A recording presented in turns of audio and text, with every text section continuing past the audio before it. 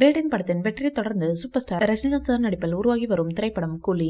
இப்படத்தை லோகேஷ் கனகராஜ் இயக்க உள்ளார். இப்படத்திற்கு அனிருத் இசையமைக்கிறார். இப்படத்தில் ரஜினிகாந்த் சாருடன் ஸ்ருதி ஹாசன், நாகார்ஜுனா, உபேந்திரா, சத்யராஜ் என மிகப்பெரிய நட்சத்திர பட்டாளமே நடித்துள்ளது. இப்படத்தை சன் பிக்சர்ஸ் நிறுவனம் மிகப்பெரிய பொருட்செலவில் தயாரித்து வருகிறது.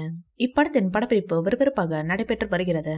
கூலி படம் தங்க கடத்தலை மையமாக வைத்து உருவாகி வருவதாக கூறப்படுகிறது. இப்படத்தில் ரஜினிகாந்த் சார் அதிக அளவில் சண்டை காட்சியில் நடித்துள்ளதாகவும் இப்படம் லோகேஷ் கனகராஜன் சினிமாட்டிக் யூனிவர்ஸுக்குள் வராது என்றும் கூறப்படுகிறது. முழுக்க முழுக்க தனி கதையம்சம் கொண்ட படமாகவே கூலி உருவாகி வருகிறதாம். இதனையடுத்து சற்று முன் ரஜினி சார் ஒரு அறிக்கையை வெளியிட்டுள்ளார். அதில் எழுதியது மீண்டும் அரசியலில் களம் காண இருப்பதாகவும் புதிய கட்சி பெயர் மற்றும் சின்னம் அறிவிக்க உள்ளதாகவும் குறிப்பிட்டுள்ளார். தலைவர் மீண்டும் அரசியலுக்கு வந்தால் அவரது முழு ஆதரவும் திமுகவிற்கு தான், தளபதி விஜய்க்கு இல்லை என ஒரு கூட்டம் சொல்லிக் கொண்டிருக்கிறது.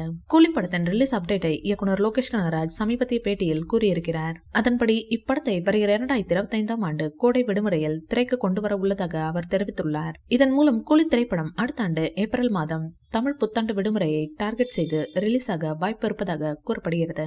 இது மட்டும் உறுதியானால் கூலி படம் கன்ஃபார்ம் 1000 கோடி வசூலை அள்ளிவிட வாய்ப்புகள் இருக்கிறது.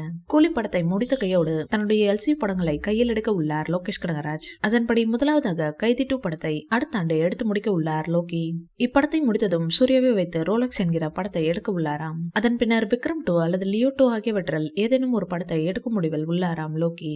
இதனால் ரசிகர்கள் உற்சாகம் அடைந்துள்ளனர். இந்த வீடியோ பிடிச்சிருந்தா லைக் பண்ணுங்க, ஷேர் பண்ணுங்க. மேலும் ரஜினி சார் பற்றிய தகவல்களுக்கு எங்க சேனலை சப்ஸ்கிரைப் பண்ணுங்க.